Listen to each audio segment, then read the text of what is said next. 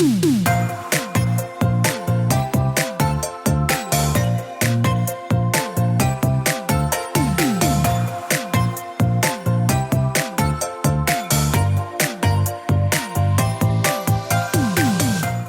to the Plant-Based Podcast. Did you know that plants are truly amazing? Not only can you grow them and eat them, you can also wear them, drink them, nourish your skin with them, and so much more. Let Ellen and Michael inspire you to love plants as much as they do, as they chat with the movers and shakers in this wonderful plant-based world. So, let's dig in. Hey guys, you can enjoy all of the pleasure and none of the hangover when you enjoy Free Spirit drinks. Sponsors of this episode, the trio of plant-based non-alcoholic spirits are full of botanical delights. They're a true taste sensation. With ingredients from valerian root to coconut vinegar, the devilly delicious Free Spirit drinks will help you get the party started and chill it back down at the end of the night. Try the Livener to get started and the Nightcap to relax after a night of fun. Find out more at freespiritdrinks.com. Free Spirit is not recommended for anyone pregnant or breastfeeding, children, and anyone on medication should consult their doctor before consuming. The Livener includes natural caffeine from the Goya plant, and when drinking Nightcap, we recommend not operating heavy machinery directly after drinking.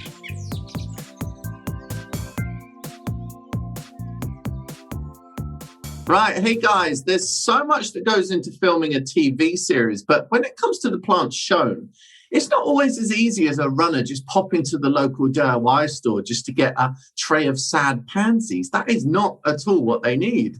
As much as the costumes, the narrative, the behavior, the botany on the film set also needs to be well considered, of the right period, the right season, and properly cared for as well. And that's where our guest today, Phillip Corps, steps in.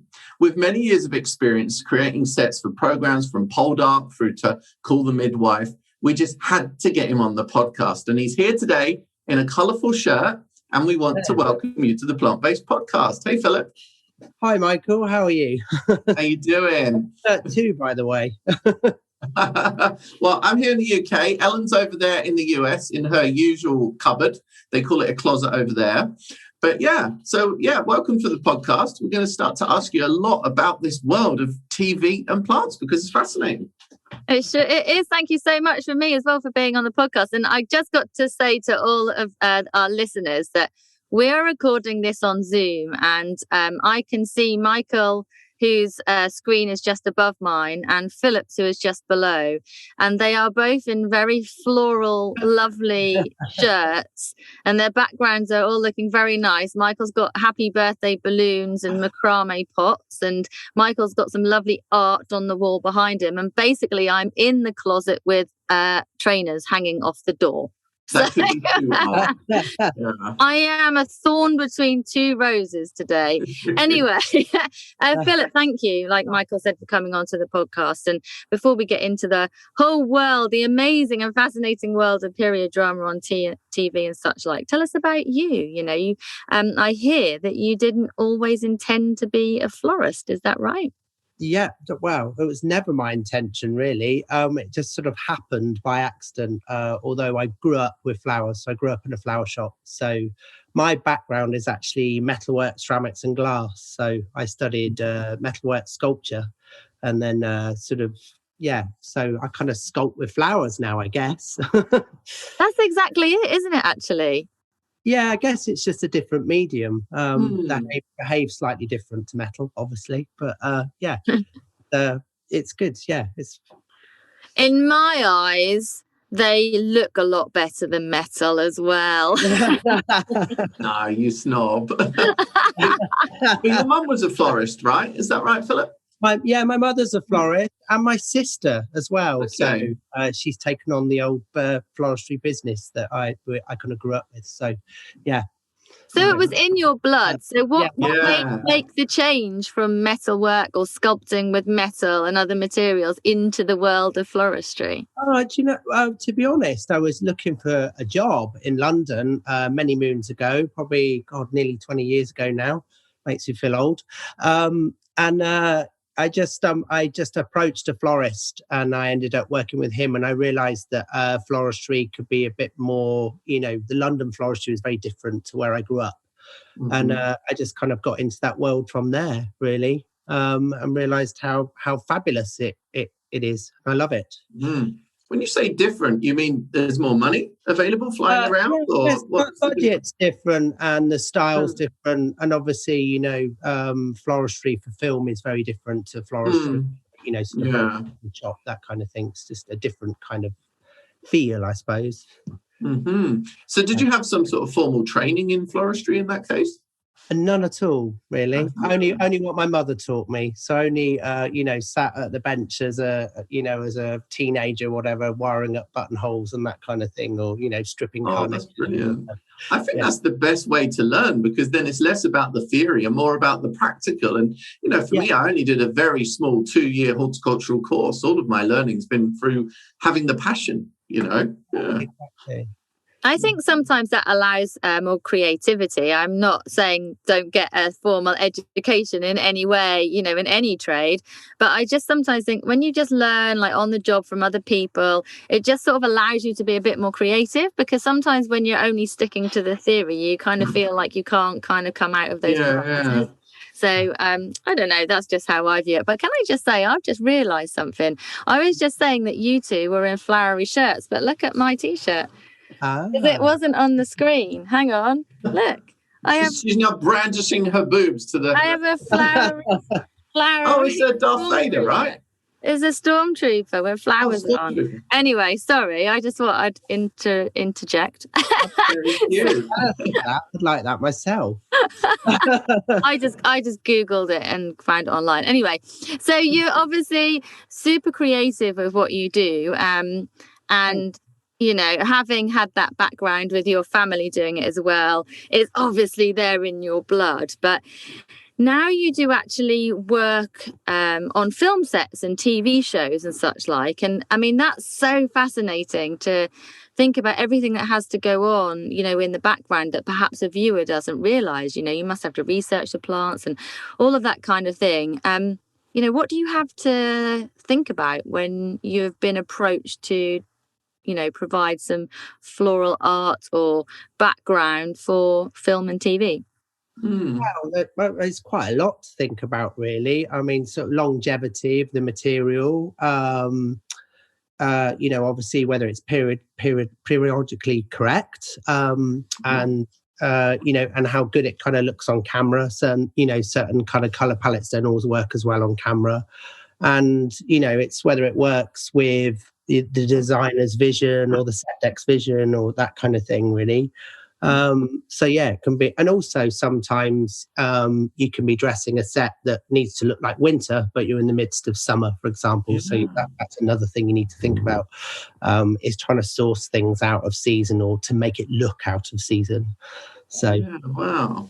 Yeah, so let's dig into that a little bit more. How do you get the things out of season? Because you probably haven't got the timescale to bring them on yourself. So do you then have to bring them from overseas, or how a lot of it, I mean, as you probably know, a lot of it comes through Holland, doesn't it? And a lot of it grown in tunnels and that kind of thing. So, I mean, nowadays you can get most flowers out of season. I mean, I was at the flower market this morning and they've got like paper whites and narcissi and things like that. Bring them on early. So it's quite easy to find stuff generally, or sometimes it's just using an autumn colour palette.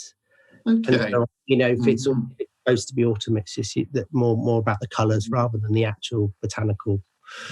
But that's more about cut flowers. Do you ever have to source border plants, or like say roses in full bloom in red? Do you have sometimes? Yeah, sometimes I have to source plants. Most of my work tends to be cut, but I do. Yeah, I mean, I do a lot of plant work as well. So, yeah, but I mean, and also in terms of like the period, then that must take a lot of research as well. Yeah, loads of research. Yeah, and Where that's do you look for that sort of information? Sorry. Where do you look for that information? Because you could be showing a modern plant in a set that's supposed to be from 1850. How do you find out when these plants were introduced, per se? I mean, I bought various books online and things like that are recommended. So I read a lot of stuff on kind of, so say, for example, if we're doing the Georgian period, it's surprising actually what they did have, because they started to have the hot houses and things like that. Okay. So they brought things over. So and really all you can really go by is the old oil paintings and things like that. So some of the Dutch masters and all that kind of stuff is really where you can sort of lend it to. No one really knows for sure because they weren't there. That's interesting. Like, having to kind of look at different styles of art and different periods and kind of interpreting what some of those colours and flowers meant, and putting those into a set. But like you said, I guess if no one lived there, no one would know anyway. So if you put a plant in there, that perhaps wasn't around then, who would know? As long as it kind of... No. They would know. Do you know this Facebook group? Have you seen this Facebook group, Philip? No, I haven't. No. Sorry, before I carry on, are you a Phil or a Philip? I'm not on it. Are you a Phil or a Philip? Philip, but you can call Philip. Okay. I never want to assume, because you call me Mike, I want to punch you. Right. So let me tell you about this. On Facebook, there's a group which is called the Pedants TV viewing or something, and it's people that actually are picking apart TV programs and saying, like, you wouldn't have wisteria in November, stuff like that, and they're literally discussing it in this Facebook group. It sounds like your worst nightmare, so please don't look it up. No, I better not look at that. But so it is there. People do notice, and I guess there's a lot of plant historians out there that kind of know their stuff, really, but I must admit, very fewer than the masses. Yeah. I do notice when, I've watched it, like, soaps and gone, it's supposed to be, whatever, you can tell, I think. So not specifically plant related, but I do remember a really kind of, it was in the papers everywhere not so long ago. It was Downton Abbey, where someone had left their water bottle on the fireplace. And that made it like onto the final cut. So when you were watching it, there were literally plastic water bottles on the mantelpiece, which was just really funny. Anyway, so it must be quite difficult sometimes, to work out what to do or to keep things, growing really well throughout a film set. So what's your biggest challenge? Like, what's the one thing that the biggest challenge is probably continuity. Right. Mm-hmm. So it's picking up, sometimes, especially in the world of COVID, sometimes you'll dress a set and then say one of the main characters has to be off or isolate for 10 days. And then they go back to the set, a couple of months later, it's finding the same stuff. That's the hardest part. Wow. Right. It's actually recreating an arrangement to look identical to how it did before. Mm-hmm. Oh gosh, yeah. Blunders actually, believe it, on stuff I've worked on where the arrangements changed wasn't actually my fault. It's whoever's on the art standby, but it changes in the background to a completely different flower arrangement. So that could be a nightmare if you get that wrong.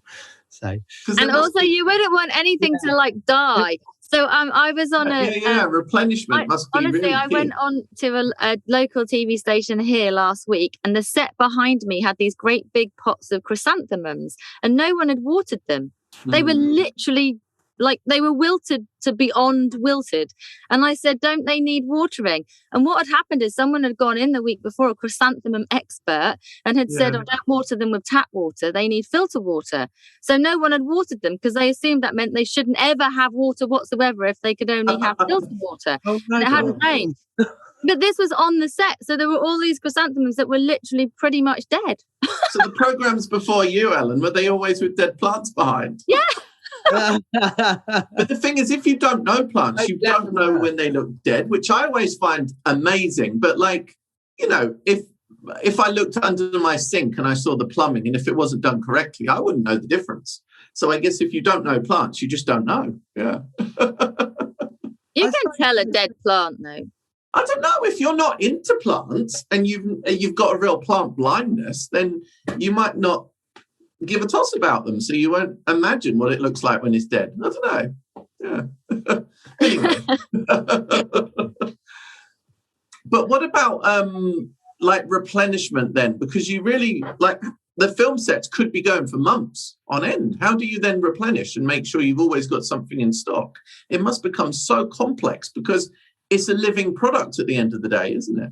Yeah, it is. I mean, dare I say it, a lot of films do use fakes. That's the way around it. Then the challenge is making the fake look real, because obviously it can look really awful on camera if it's really obviously plastic flowers in the background.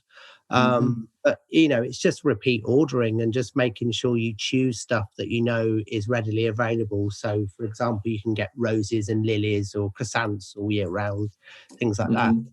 It's about choosing stuff that you know you can keep getting to replace, really. Okay, but if you are, sorry, Ellen, you go. Carry on, Michael, because I was gonna ask another question, a different question. Well, it's actually just linked to that, Philip. So, if you were using fakes, for example, what would be your preference? So we talked about silk, obviously plastic, probably a no-go, even though there are some very nice plastic cactus and succulent around these days. They look very realistic. Yeah. But what about paper? Because there's some really nice designs with paper these days of flowers. Paper flowers. I've not used many. And more sustainable as well, potentially. Much more sustainable, yeah. Yeah. Obviously, as soon as you mention plastic, everyone shrieks. It's obviously, it's not a good thing to be using, but then at least they're not single use, I guess. So, whether you kind of have that balance that way, because it can be quite wasteful. You can dress a whole set and then it's shot, and then where does it go? Yeah, where does it all go? A lot of it gets given away. A lot of the crew take it. Sometimes you have to take it home, that kind of thing. Or there's various charities that sometimes pick it up. That's quite a nice thing. But definitely. By the time the set shot it, they're a bit of a mess, really. Because Ellen and I, we both do various TV, and it's always the plants left over afterwards, and then you end up having 200 houseplants without, you just blink and you suddenly got 200. Did you keep yours the other day, Ellen? Yeah, I've got loads at home. And it's just like, what am I going to do with all these now? At first, it's exciting. You're like, all these plants in my car that I'm taking home, and then you get home and it's kind of like, where am I going to put all of these? What am I going to do with all of them? It's a blessing and a curse. Yeah.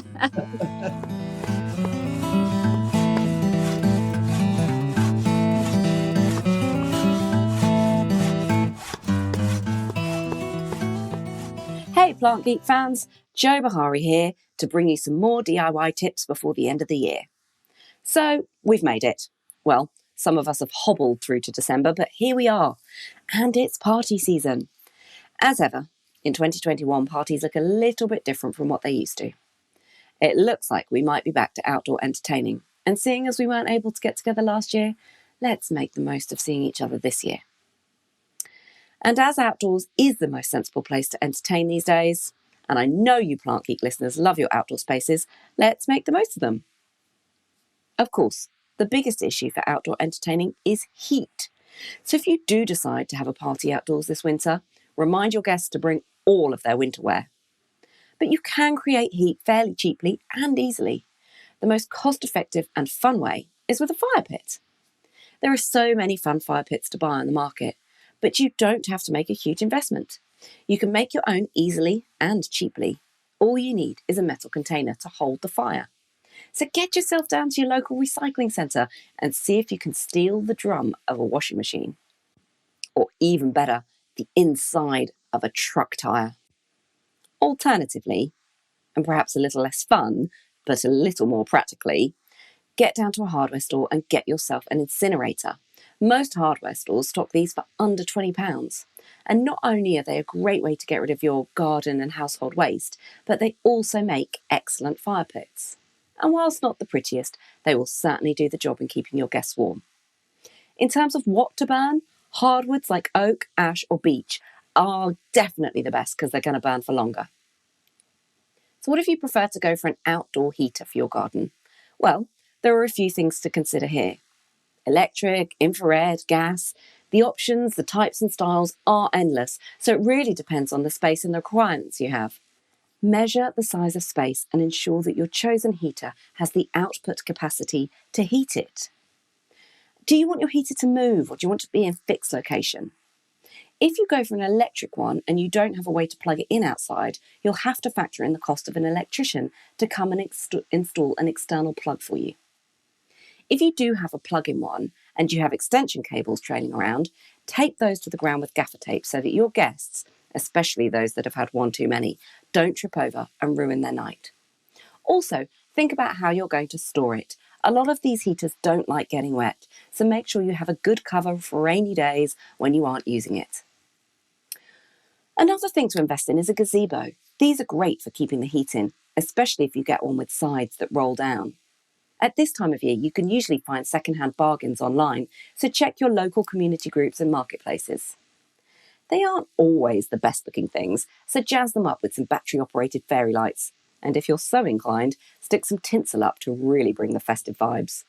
Speaking of lights, think about putting some battery-operated or solar lights in your borders and your flower beds so that your guests have something pretty to look at when night falls. That's all from me, folks. Hope you've enjoyed these tips, and I hope you all enjoy the festive season.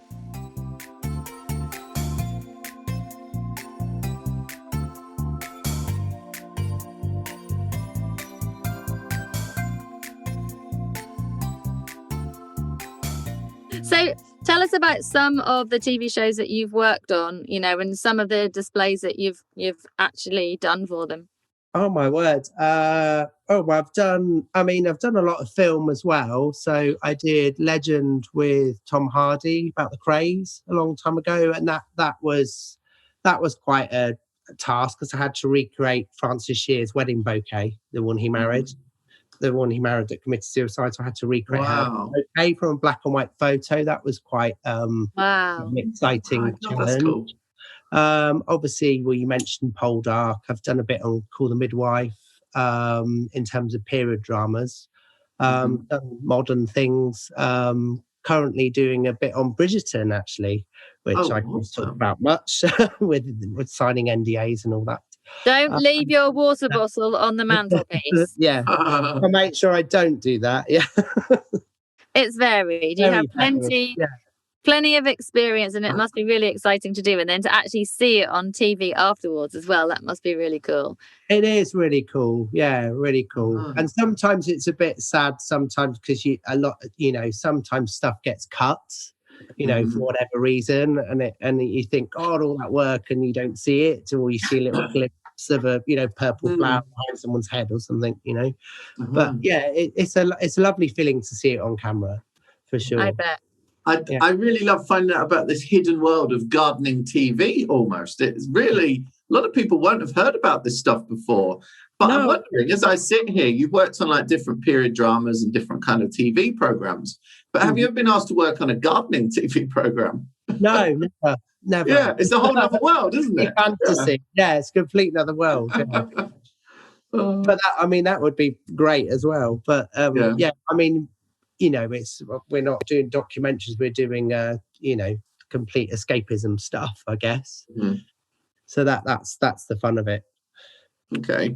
It does sound really good fun. Do you ever sit and watch any clangers yourself? Have you sat on your sofa at night, put your feet up, watching the TV, a show or a film, and you've gone, that is so bad, that's wrong, that should never be there, or that's dead, or it's a Christmas wisteria. So yeah, sometimes I have spotted stuff and gone, oh my god, that bouquet's changed in her hand, or Oh really? Oh wow. Yeah. But I think if you really notice them, especially if they're background, then I think you've got it wrong, because a lot of people, it's background dressing. A lot of it's just background dressing, really. So if they really obviously stand out, that's a good thing, and that's part of the scene they're supposed to, Yeah, I mean, there are some shows where the plants are a bit more prominent, and I just wondered what was your favourite shows that do include them in that way. I wonder, have you seen the Netflix show House of Flowers? Do you know what? I haven't. Oh my God, you would love it because the scenes are just beautiful. You know, like Wes Anderson or Almodovar, really lovely sets, and all the colours, even the clothes that the actors wear. And then the plants are obviously fairly prominent in those shots as well. I think you'd really love that. You've got a Netflix account, I'm very sure of it. Now, yeah. Yeah, you would love it. It's a 2 or 3 series. It's really kind of crazy, engaging storyline, but just, oh my God, the scenes are just amazing as well. Yeah. Oh, definitely look out. I'll definitely watch that. But anything else that you admire out there? Oh God, it's hard to think really. I mean, oh God, you've stumped me now. I'm trying to think. I'm awful because I don't actually watch an awful lot of TV because I work. That's fine. But I mean, I did admire a lot of, actually on the first series of Bridgerton, I admired some of the craziness on there. Actually, a friend of mine is film pro. She worked on The Favourite, and actually I really liked kind of the crazy flowers that were on that. Oh, was there? What was crazy about them? They were just kind of really kind of a bit sort of tongue in cheek, and they were very sort of the colours were really bright. And, oh, really? Oh, yeah, I have to watch it. I love that. I like it when it's not too. I mean, it's hard with a period drama to be completely correct, and I quite like that they do sort of a modern twist on it, so you get that sort of because. With the costumes and that kind of thing. I think that. Yeah, because Bridgerton is like that, isn't it? I've never seen it, but that is like tongue-in-cheek. Like so you could do something a little bit different there, and it wouldn't be. Yeah, you can, because it wouldn't be in that Facebook group being complained about. No, because it's not fully historically correct, so it's kind of fun to. You can play with that. You can play with that. You can have fun with that. I guess also when you do these shows and you put together plants that are in the right period and stuff. Like, people are really trusting you on it as well, aren't they? Because not many people are going to have that knowledge necessarily. So it's a big responsibility as much as it is, a floristry job. Yeah. And very cool. Techniques of flower arranging and that kind of thing, they're very different then, Okay. And also status, for a lot of status symbols with flowers. I mean, for example, carnations now are kind of seen as a very cheap kind of garage flower. But in the early 1700s, you were really cool if you had a carnation because they were worth a fortune. Things like that I love about the historical side of it, really. That's cool. And I know there's these older carnations, the Malmaison ones that are from Suffolk, where I'm from, which are like big and really voluptuous fragrance as well. And some of those sort of things you wouldn't get through the Dutch, flower markets, would you? So it would be even harder to source some of those items. Yeah, they would. Yeah, of course. Yeah.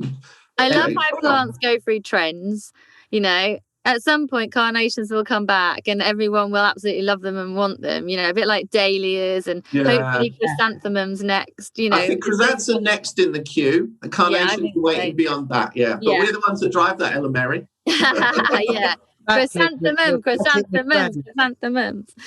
Well, it's a bit like at the moment, all the helichrysums are coming back, the pampas grass, it's all definitely really in at the moment, and that was sort of around 40 odd years ago, sort of come back. The pampas grass, we all know about that, don't we? We do, yeah. What is interesting about pampas then? You know what's interesting about pampas. I want to know from an expert. Did your parents have pampas outside their house? But are you talking to me? Sorry for either of you. Now. Either of you. Well, I've got it outside mine. Put it that way. No, I'm joking. Doesn't matter. Well, for those who don't know, it was. I don't even know if it was a truth or a rumor, but it has been said that pampas grass outside your house means that you would happily partake in swinging action. Why are you so However, embarrassed about it, Ellen? I'm not. Where I used to live in Ormsby, near the coast over by Great Yarmouth, there's a little village called Scrapby, and it's actually really pretty. It has on a lovely cliff and an amazing beach. No one ever goes there because no one's ever really heard of it, and the name is really odd, Scrapby. But all of the houses in Scrapby have Pampers outside the front. So every time we'd go down there, we'd always have a little giggle and say, I wonder what goes on down here at night time. It's a polyamorous population, Ellen. Yes. But Philip, do you know Miscanthus, this big grass with the wider leaf and the kind of firework flowers? Yeah. Do you know what that means if you have that outside your house? No, I don't. No. You're into some well freaky stuff. Oh, I better plant one then.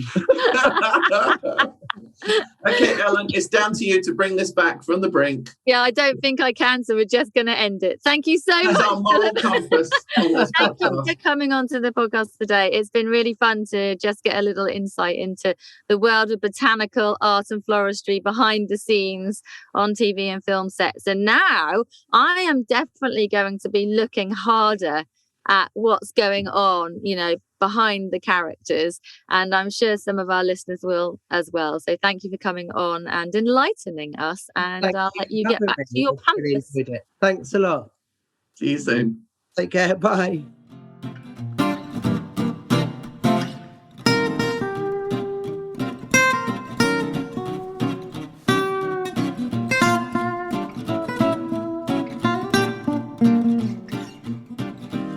Nat from Happy Plants here, bringing you a final and slightly festive edition of my news from the nursery.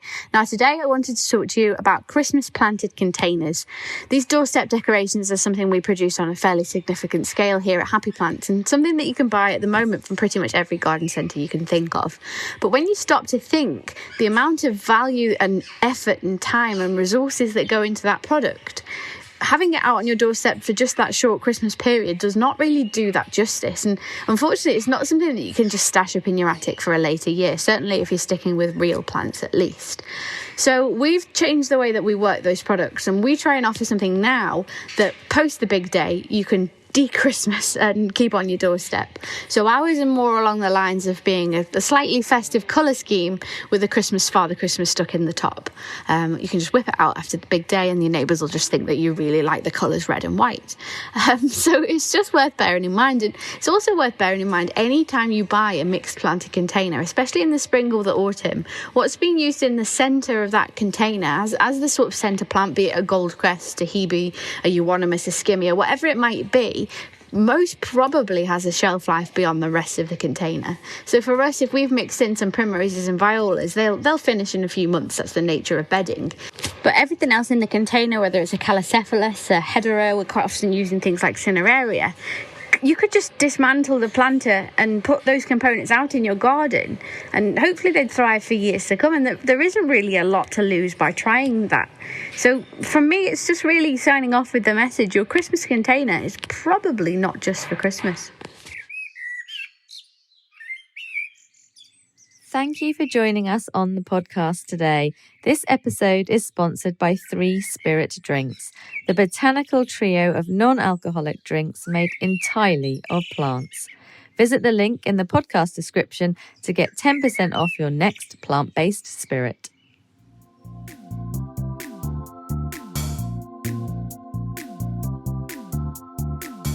So Good morning. Good evening.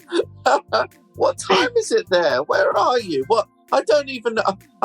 You know those people that don't even know what direction countries are in? Like, are you behind or ahead of us, Ellen? I think ever since I have a fair idea of like a map of the world. Do you know what I mean? So, tell us what time zone you're in, Ellen Mary.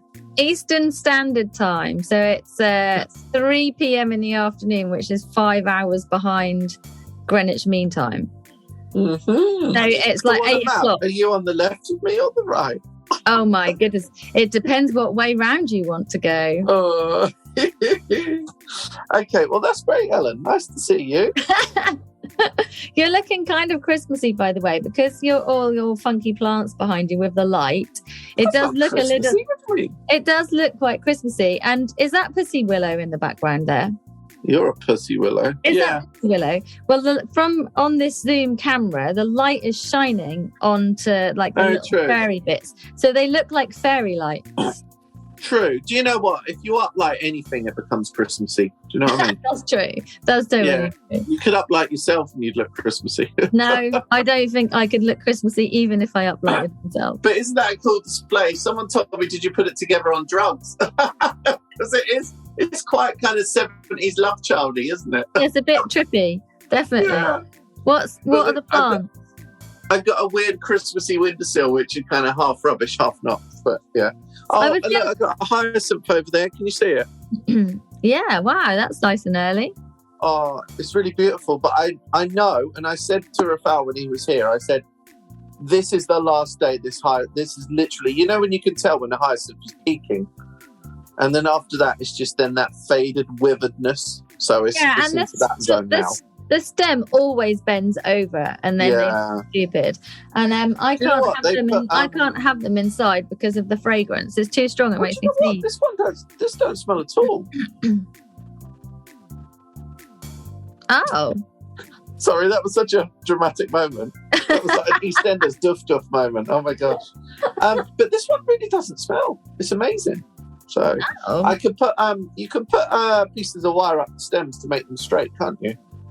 Yeah, but and that's what they would do at the Kirkenhof. So at the Kirkenhof they would, but at home I don't have time or inclination to do such things. They just let it fall over and then bin it.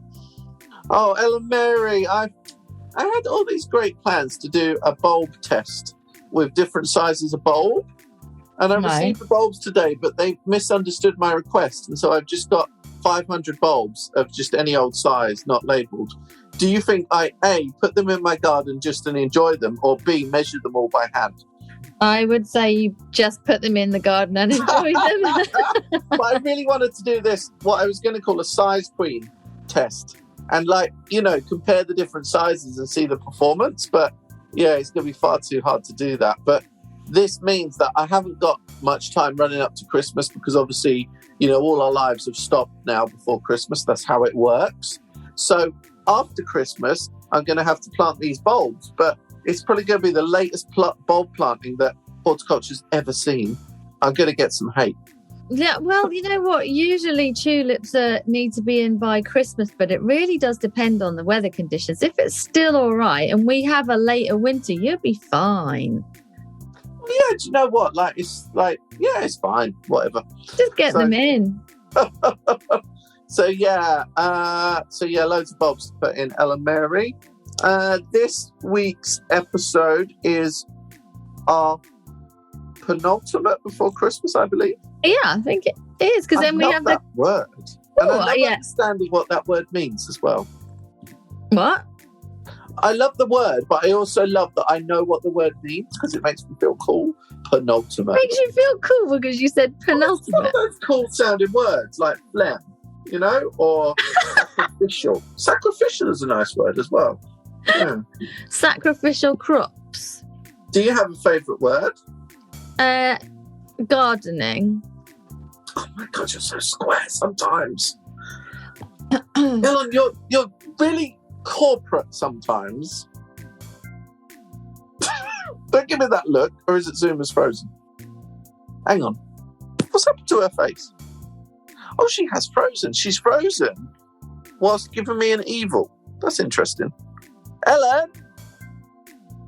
Okay, well, Ellen has literally cut off. Maybe, oh my God, maybe she's upset with me. Oh no, how's she going to get back in? I need to redial Ellen Mary. Bear with, lovely listeners.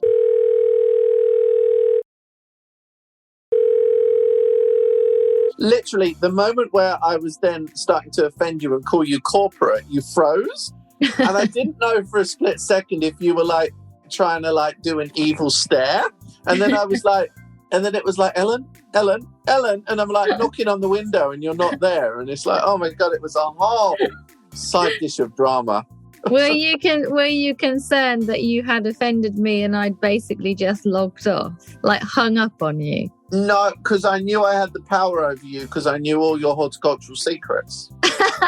So I knew I was safe, Ellen Mary. I know that you buy plug plants rather than seed for a start. Some. And I know that you don't really grow celeriac. You buy it in the supermarket and then dig a hole and put it in and then pull it out for Instagram. Well, you know that's not true since you've pulled some out and eaten it yourself. I love that you have to defend yourself and, like, you know, even though it sounds absurd, you're still like, I don't do that. That's because I'm so corporate, obviously. I know, exactly. Anyway, tell us more about yourself. I'd just like you to know that I don't think I've ever worked for a corporation before. I don't think I've... Then how did you get like that? What do you mean, get what? What are you talking about? Like, I literally have no idea what you mean. Ellen, I've had my hair cut really short at the back. Well, I think it looks ish. Well, it doesn't ish. I keep touching the back of my head, and it feels like a happy lizard. It's really a strange feeling. It's really weird. Sorry, hang on. What does a happy lizard feel like? Well, just a lizard that's kind of dancing gently. What? I have no idea what that would feel like, but I'm glad you're happy to just continuously stroke your own head. I don't know. Hey, Ellen Mary, guess what happened yesterday? What? I had a private WhatsApp conversation with our editor. Oh my God. Yeah. Stop the call. I can't talk to you anymore. It wasn't about you, but do you want me to tell you what it was about? If you would like to divulge, it's a very exciting project. Oh, I already told you about it this morning, actually. Damn it. Oh, damn it. I'm really bad at suspense. It's the thing about music and plants. Yeah, that's really cool. Yeah. So, I'd just like to put it out there that if you'd like to have private conversations with anyone that we work with, like Mike, I'm just going to sign a corporate letter to say that that's completely acceptable, and I'm going to hand the letter to you with my signature so that you don't have to tell me if you choose not to. But no, yeah, he gave me a little bit of advice because trying to find the right frequencies in the music that will give the best plant growth. So yeah, releasing a playlist very soon. It's been a very exciting miniature project to work on. That's really exciting. When will we be able to hear it? I think maybe in the next week or so. I think that's when they're hoping to get it out. It's work with the Joy of Plants. And also I needed to kind of sift through some survey responses and kind of respond on that. And it got me into this whole very happy wormhole of how plants react to sound and vibrations, which was really interesting. There's one that I read up. What is it? There's an old TV show called Mythbusters. Yeah. I don't know if you remember it. I'm not sure I do, but I'll pretend I definitely do. Yeah, and they grew plants in 3 greenhouses and they played soft music to one, heavy music to another, and no music to the third one. And the ones with the music were growing like rapidly above the other ones. It's really cool, isn't it? Is it to do with the frequency or is it to do with the vibration? I think the frequency brings the vibration, I guess. Right. So, yeah, they say vibration, but it's funny because it's music. But then I'm thinking, if it's someone speaking, then surely that's kind of like the carbon dioxide maybe as well. I don't know. Yeah, maybe. Because, well, we all speak at a different frequency. Yeah, well, they respond better to women because it's a higher frequency, because it's 115 to 250 hertz, which is optimum. Right. So, yes, the different music can be there, but it's not just about like talking to your plants. It could be, if you're having a conversation in the room with the plants, then they're going to benefit as well. It's not as if the plants know they're being talked to, if you know what I mean. Right. But they know the vibrations in the air. Yeah, it's pretty cool. But if you think about it even further, it's kind of like a symbiotic relationship, because what we get from plants is obviously, stress relief, kind of meditative properties and all of that. So it's pretty cool, isn't it? This transaction. And no wonder people get attached to their plants like pets. But I know, but like we are intrinsically linked to the natural world because we are nature. Yeah. We're no different to any other species. Like it's just plants. such a cool awakening, isn't it? It's like plants and trees and, the world of fungi and animals and fish and viruses. Everything that's alive are just a different species that live on the planet. So I think everything has that relationship. We're all connected. It's just that humans are too arrogant to recognize it. Totally. And humans are not necessarily at the top of the food chain either, are they? They think they are, but they certainly work pretty hard trying to be. Oh, Ellen, this week's episode is about plants on TV. Yeah. What's your favourite plant on TV? You're going to have to think very hard about that. But what I would say is it looks like you're on TV right now because of the screen. So it looks like you've dressed the background very nice. Yeah, I do. Wherever I zoom in my house, there's a gorgeous backdrop, Ellen Mary. Yeah, it's very nice. In fact, I was complaining to my husband the other day about here because we're obviously in this rented apartment and there's nowhere where the backdrop is just really lovely.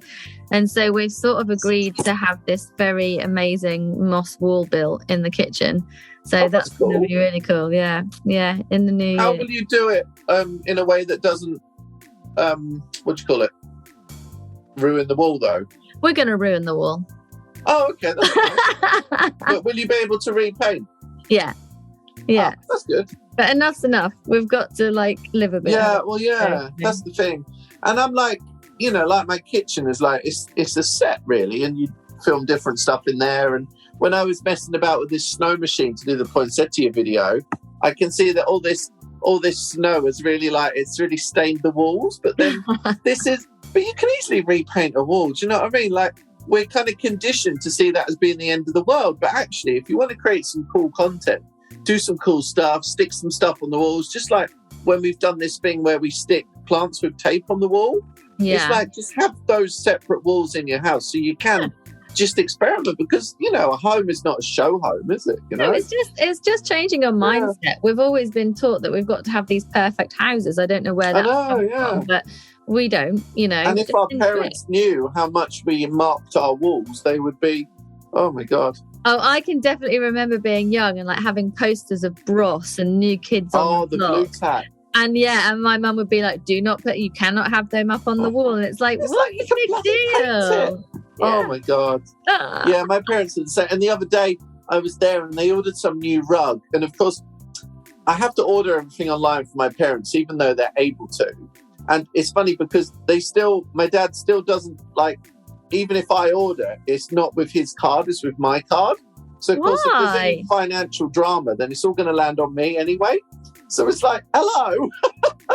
But they ordered, it was almost like, I'm almost like them going to tell off my parents, in a way they tell me off when I'm younger, because they decided that they chose this rug, and it's from this, they just buy things from random websites, and it's like a German rug company. And so they've ordered it, and it arrived, and it was the wrong shape and the wrong colour. And I'm like, I'm trying not to be a parent about it and be like, well, why did you order it from a random place in Germany, for God's sake? And but then they actually, they want me to sort it, but they kind of don't care because it was on my credit card. So it's like, hello. God. Why don't they use their own? Why don't they use their own credit cards? I don't know, because they're scared to have too many transactions. And then my dad, the worst thing, he then pays me for it and pays me in cash. And then I've got loads of cash to liquidate. It's like, oh my God. Do you know what Zoom just told me? What? It just said you're about to raise your hand. And it came up with that's really weird. Oh, it didn't work now. It came up as, did it do it for you? No. Right, how strange. It came up with the text, you're about to raise your hand. I was thinking, I know. It told you you're about to raise your hand. Yeah, in text. Anyway, sorry. I didn't mean to distract you, Ellen, with all sorts of jazz. That's really so that happened. Dramatic.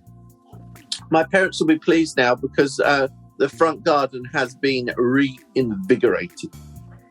So the front garden, that for anyone who wasn't into plants might think that it is weedy, was actually just a very beautiful wildlife space, but your parents weren't too keen on it, right? Yeah, but I mean, it's really weird because now it's been tidied, I realised that it did look messy. But I think that was the 12-foot cow parsley that was doing that. So what have you done to it then? It's just like been weeded and tidied over, and like I've realised I'm going to plant some more plants because the weeds were actually taking up some different. But their weeds is so subjective anyway, isn't it? Do you know what I mean? And I've got to plant the bulbs actually as well. So that's obviously a huge big drama, Ella Mary. Well, we've spoken about the weed thing a few times, I think. What is a weed? A weed is just a plant that you don't want there. No, Ellen, a weed is what your mum tells you is a weed. That's what a weed is, honestly. I don't think my mum would dare tell me what a weed is. Oh, dear. I was, Josh, he's starting to do like a few little bits for me, and we were talking about weeds today. And he was talking about his college course, and they only taught them something like 15 weeds. And it's like, and I think he asked them like if there was more weeds they need to learn. Was that they're like, no. Well, it's like, well, like weeds is kind of unlimited, really, but it's also like a kind of matter of opinion. But yeah, it was really strange. Like, I guess it's part of like the course context and the time they've got to spend on it. They probably just the most popular 15 common weeds that you might find in the UK or something. But it's like some plants we plant up because we totally love them, and you go to another country and they're invasive. Like Agapanthus, for example, we love it. Like our plant of the week last week was the Agapanthus Emerald Isle, I think it was. And I mean, it's amazing. But if you were to introduce a new Agapanthus to like Australia, for example, they'd be like, no, don't bring it here. We don't. I know. It's mad, isn't it? What's I guess something like Pampas, like in the US would be, seen as that. But it is, so it's all about context. But it's just got me thinking, actually. I wonder if certain weeds are more common in certain areas of the UK. Well, I think it would depend on the soil and how they thrive. So, yeah, definitely. Yeah. Like you would have different weeds even if you were by the coast, the inland, wouldn't you? Or by boggy areas, or weeds that grow better like in a sheltered spot rather than a windy spot. Because at the end of the day, they're just plants, the same as all other plants. Yeah. Grow better in some places than others. So, yeah. It's so funny where the context first came from that they were then seen as weeds.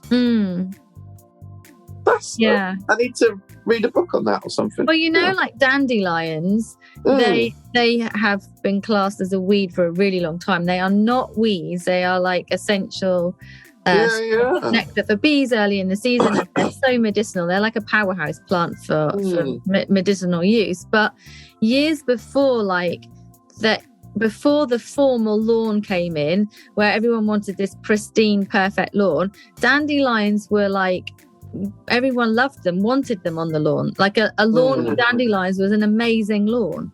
So then the trend came in that a perfect lawn is the way to go. And everyone started killing dandelions, So it's just it's really weird when you think about how it changes. And now we're sort of going back, dandelions are really good and we should have some in the lawn. That is mad, isn't it, really? Yeah, I wonder how my pink dandelions are doing. I've got some pink ones going on the allotment. Yeah, I bought one at the Helmingham Plant Fair. I've got it in a pot somewhere. I can't remember where it is now. Damn it. Yeah, mine are in a pot. I just wonder how they're doing. Well, I didn't see them when I was there. Well, I mean, they're from seed. No. Yes, from seed. So I got the seeds.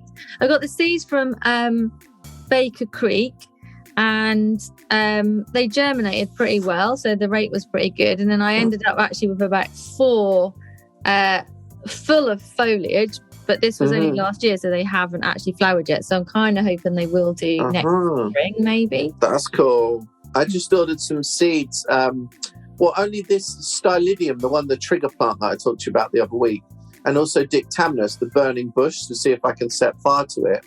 Ordered them from Plant World Seeds. Have you ever ordered from them? No, I don't think so. They're down in Devon, and it's this guy called Ray Brown, and I used to visit him when I was a lot younger at T&M, and used to have a lovely couple of days down there and select new varieties. And It's on the Devon hillside, just outside Torquay. And originally, the garden was a map of the world. Right. And each thing was planted in that different area of it. And it's really, really cool, yeah. Very and cool. He's always had an amazing range of seeds, whether it's harvested from there or through his contacts and stuff. So, yeah, that's cool. It's quite nice. Now, having a kind of garden and house to be able to grow those things as well.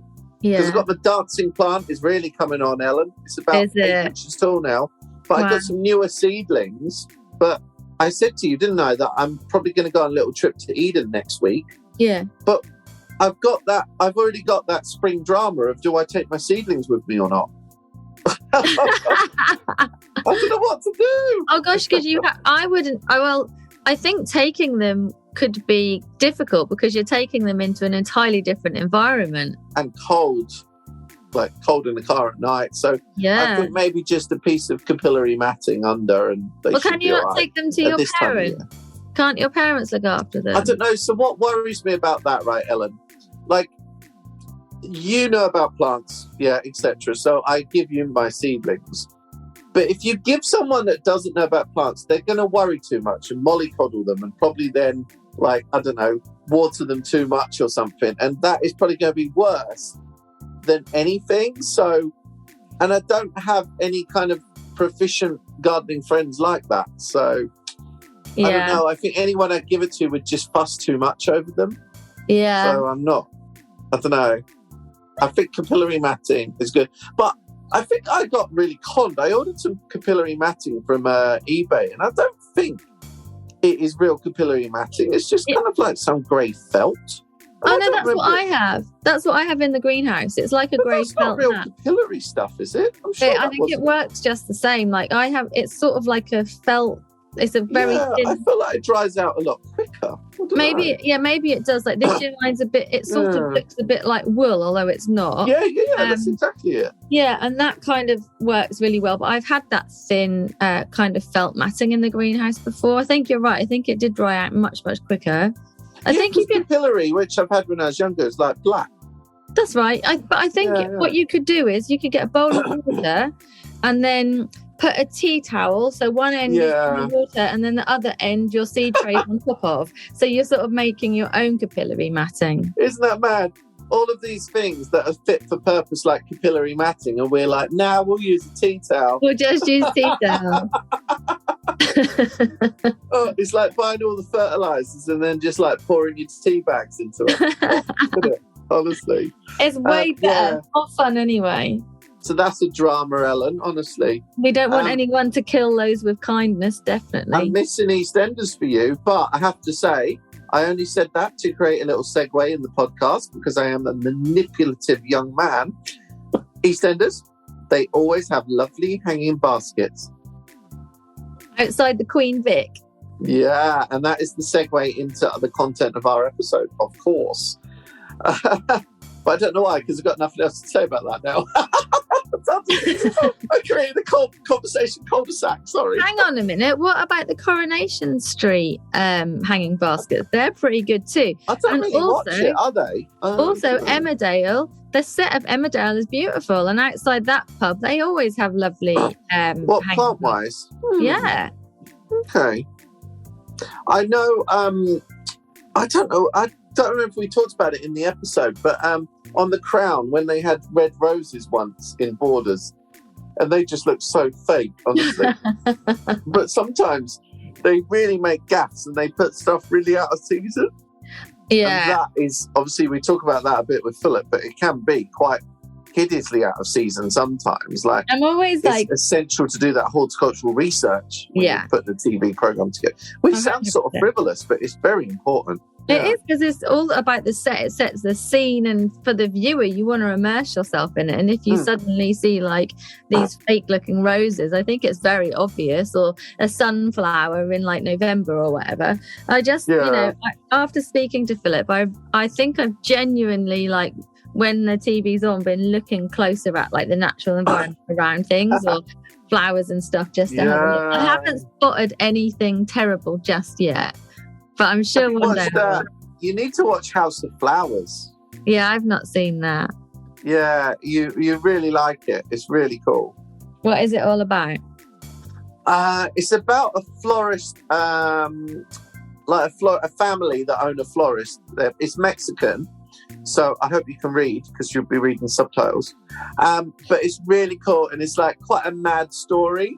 Like the head of the family, his mistress, like dies in the first episode, and then there's kind of all different stories that then kind of feed out from that, and it's quite what's the word?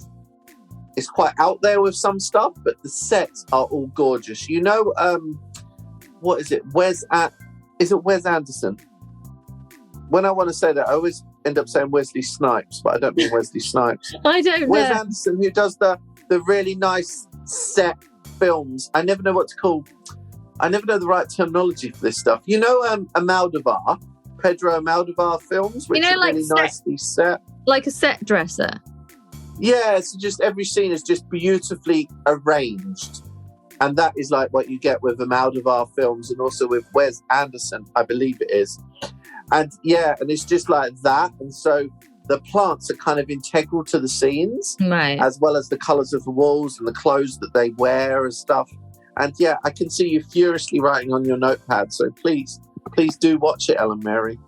I wasn't furiously writing on my notepad. I was playing with a hairband. Copious notes. I was literally just sitting here flicking a hairband like a child. Flick your hairband. Oh dear. Hey Ellen, have you tried algae milk yet? No. Exciting, huh? I think there's going to be more and more kind of plant-based stuff like that coming out and available. Well, I guess if you can squeeze anything, you can make milk out of it, can't you? Yeah. Oh, yeah, completely. Because at the end of the day, all it is like a substance, hopefully, with some goodness in it. What's your favourite milk with a Y? Probably almond or maybe oat. Really? Maybe oat. I don't get almond. I think it depends what you have it with. I don't like almond milk in tea, but then I don't really drink tea that much anyway. Cashew is quite nice. Oh, I haven't had that for ages. Although cashew cheese is amazing. Like that's the best. Yeah. It's just so delicious. I mean, I've never been a big milk drinker. My mum even said when I was a baby, I didn't even want to drink milk. Like I'm just like. She said I couldn't feed you. Yeah. She's like, I couldn't feed you because you just didn't even really like milk. And I don't even I like cereals, but I don't tend to like it when I've got milk on it. Like, but milk is like, it's different really. But I guess it's fundamentally appears the same. And how you use it is similar, I guess. Yeah. I would prefer to have like almond milk on cereal and cow's milk on cereal, that's for sure. But I like, I've always loved rice milk. Yeah, it's all right. Yeah. It's a bit watery. I've always loved the taste of rice for some reason. I don't really like rice, but I like the taste of it. Yeah. And also Tigernut Milk, which is like Spanish like horchata. It's just, oh my God, it's just beautiful. Yeah. It's just, have you had it? It's just kind of watery and nutty, which makes it sound disgusting, but it is delicious, I promise. I don't like the milks that are really watery. There's a hemp milk as well. Actually, I had... I don't think I've liked that when I've had it. Or the pea milk, not the pea milk. The pea milk and the hemp milk is obviously quite thick, and so I don't like that consistency very much. But I did have a milk the other day, and it was almond. Oh no, was it oat? It was oat or almond and coconut, so it was half and half, and that was the coconut really one, nice. Of course, coconut is lovely because it was a bit nutty, but a tiny bit sweeter. So just because it wasn't overwhelmingly sweet, but that was actually really nice. Do you know why I don't know why we don't see many blends? No, that was really the only blend I think I probably. Why do we not see blends? Because there's a little what would you call it? Like bubble tea places. Yeah. There's a sort of bubble tea place called Nut Tea in London, in Soho, and they do like when you've got a kind of milk tea with a froth on the top, and they actually the base of it is a mixture of different nut milks, like 5 different nut milks. Right. And it's delicious. And I wonder why we're not seeing that in cartons or anything, like an almond and cashew blend or something. It's probably harder to make en masse. Do you know what I mean? It's probably a lot more expensive as well. But I think it's an amazing idea. That was a funny laugh. Oh, when it just... That was kind of naughty. It's been lovely chatting with you, but I have to go because I actually have a call that I'm 1 minute late for now. Oh my God, don't be late for your call. Oh my God. Who's it with? Sorry. Oh, I can't tell you. I'm in the corporate world right now and I signed a privacy contract. You are a willy. Get out of here. Let me tell you who it's with. It's with an absolutely lovely guy called Josh Woods. And Josh was an American college football player and he had a knee injury. And while he was out with his knee injury, he designed this piece of software, which is sort of like Zoom, but where you can provide like a service and someone can pay you for it. So, for example, I'm going to be doing wellbeing coaching from January, and cool. I'm going to be doing it on. It's called VOF Space, VOFSPACE, and I have a call with him just to make sure that I know how I'm actually using all the technology on VOF Space. So, yeah, that's what I'm doing. Oh God, good luck to him then. If he's I know, right? I know. Oh, Ellen. All right, darling. Well, don't be late because you're now 2 minutes late. And if that was me on the other end of the call, I wouldn't be impressed. All right, then. Nice chatting. All right, see you, darling. See you soon. Nice to see you. Bye. Bye.